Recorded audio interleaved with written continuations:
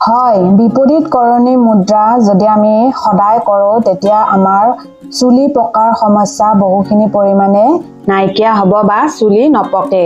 সূৰ্যক অৰ্থাৎ অগ্নি গ্ৰন্থি স্থানক ওপৰলৈ আৰু চন্দ্ৰক অৰ্থাৎ সোম গ্ৰন্থি স্থান বা মূৰটো তললৈ আনিব এই ধৰণৰ স্থিতিকে বিপৰীত কৰণী মুদ্ৰা বোলা হয়। শয়ন স্থিতিৰ এই আসন প্ৰথমতে দুই ভৰি উশাহ লৈ মাটিৰ লগত 90 ডিগ্ৰী কোণ কৰি ল'ব লাগে। এতিয়া উশাহ এৰি এৰি মূৰ পিছফালে দুখন ভৰি এনেভাৱে নিব লাগে যাতে ভৰিৰ আঙুলিয়ে মাটি স্পৰ্শ কৰে। তৃতীয়তে হাতৰ কিলাকুটি আৰু গাঁঠিৰ সহায়ত ভৰি দুখন ওপৰলৈ উঠাব লাগে। লক্ষ্য ৰাখিব লাগিব যাতে ভৰি দুখন ওপৰত থকা অৱস্থাত মাটিৰ পৰা 85 ডিগ্ৰী কোণ কৰি থাকে।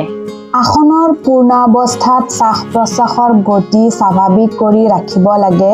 এইদৰে পূৰ্ণাৱস্থা প্ৰাপ্ত হ'লে 5 মিনিট সময়লৈকে মুদ্ৰাটো অভ্যাস কৰিব লাগে। এই আসনৰ উপকাৰিতা যোগ শাস্ত্ৰ মতে এই মুদ্ৰাটোৱে দেহক বলি পলি ৰহিত কৰে। বলি মানে ছাল কোষ খোৱা আৰু পলি মানে বগা চুলি। এইটো মুদ্ৰা ভালদৰে অভ্যাস থাকিলে বুঢ়া বয়সতো গাৰ ছাল কোষ নাখায়, চুলি নপকে।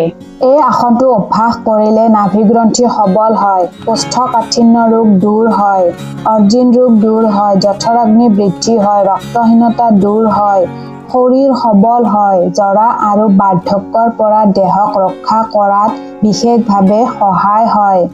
দেহৰ সকলো প্ৰকাৰৰ বিষ ৰোগ নষ্ট হয়। কোনবোৰ ব্যক্তিয়ে এই আসন কৰিব নোৱাৰে? যিসকল ব্যক্তিৰ কাণৰ ৰোগ আছে, নাকেৰে তেজ যায়, লগতে উচ্চ ৰক্তচাপজনিত ৰোগত ভুগি আছে, তেওঁলোকৰ বাবে এই আসনটো অভ্যাস কৰাটো একেবাৰে নিষেধ। আৰোগ্য হৈ উঠাৰ পিছতহে এই আসন অভ্যাস কৰিব লাগে আৰু বিশেষজ্ঞৰ পৰামৰ্শ মতেহে কৰিব লাগে। এই আসনটোৰ নাম হৈছে হলা আসন।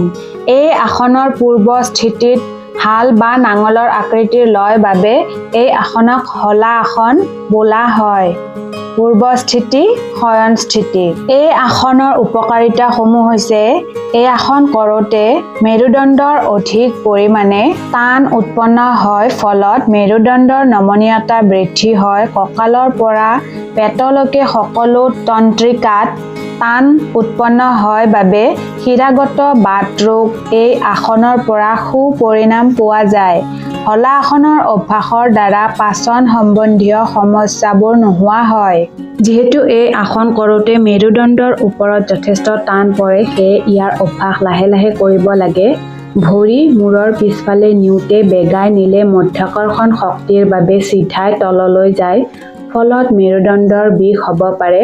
খৰধৰকৈ আসনৰ স্থিতি ল'লে লাভৰ পৰিৱৰ্তে হানি হোৱাৰ সম্ভাৱনা অধিক। প্লীহা আৰু যকৃতৰ সমস্যা থকা ৰোগীয়ে এই আসন কৰাৰ পূৰ্বে বিশেষজ্ঞৰ পৰামৰ্শ ল'ব লাগে। হাৰ্নিয়া ৰোগত ভোগা ৰোগীয়ে এই আসন কৰিব নালাগে। মই পাকিজা চৌধুৰী আৰু সুন্দৰকৈ এই আসনকেইটা কেনেকৈ কৰিব লাগে, কেনেকৈ কৰিব নালাগে, কৰিলে কেনেকুৱা ফল পাম আৰু কোনবোৰে কৰিব নালাগে, সকলো কথাই মই সুন্দৰকৈ কৈছোঁ এই ভিডিঅ'টোৰ জৰিয়তে। পাৰিলে আপোনালোকে গুৰুত্ব দিব আৰু কৰাৰ যত্ন কৰিব, কাৰণ দুটা য়োগা আসনে আমাৰ বাবে খুবেই ভাল, খুবেই প্ৰয়োজনীয়।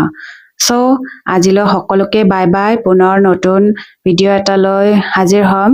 এই ভিডিঅ'টো যদি ভাল লাগিছে তেনেহ'লে প্লিজ চেনেলটো ছাবস্ক্ৰাইব কৰিব, পাৰিলে লাইক, কমেণ্ট আৰু শ্বেয়াৰো কৰিব, আনৰো যাতে সুবিধা হয় বা আনেও যাতে ইয়াৰ পৰা লাভৱান হ'ব পাৰে তাৰ বাবে। Thank you everyone, bye by.